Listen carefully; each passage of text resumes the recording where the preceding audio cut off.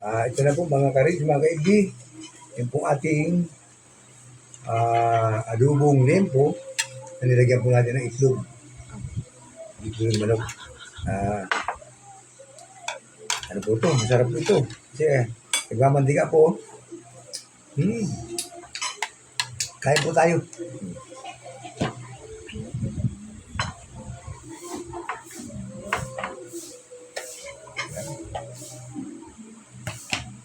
Kimian natin ang nagmamantikang lempo.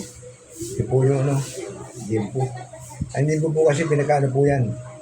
Pinakamahal na parte ng baboy kasi po yan. May sakto, may taba, may laman, may buto-buto. Kaya pinakamahal po siya. Ito po ang yung patatas.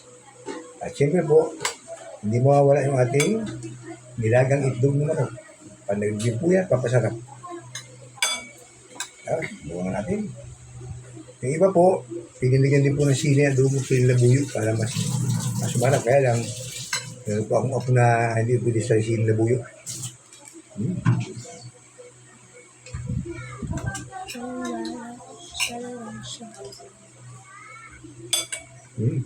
Yung sabon.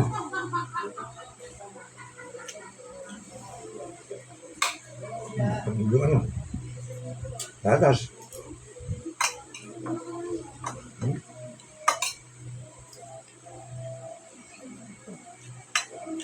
Itlog. Itlog po. Pandagdag ulang pa rin.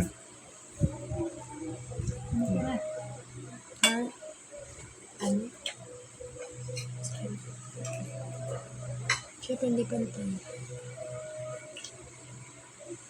At mas lalo po yung sasarap pag kumukha ng panulak. Ito po. RC. Inisip po rin yung RC. Parang ako may araw ng Ricardo o Rick Carabido. RC. Yan po ang kapasarap panulak. Subukan po ninyo napaka sarap. Sabi nga pag ininom po yung sabi ng lula ko nung araw. Ang po sa dugan. Sa mga gusto pong matuto, sundan ninyo aking mga video. Madali pong lutuin yan. May habo niya wala sa recipe pero masarap. Like and share po ninyo. Tapos pa po ninyo kalimutan i-follow sa aking YouTube channel, Rick Vlog. Maraming salamat po. Bye-bye.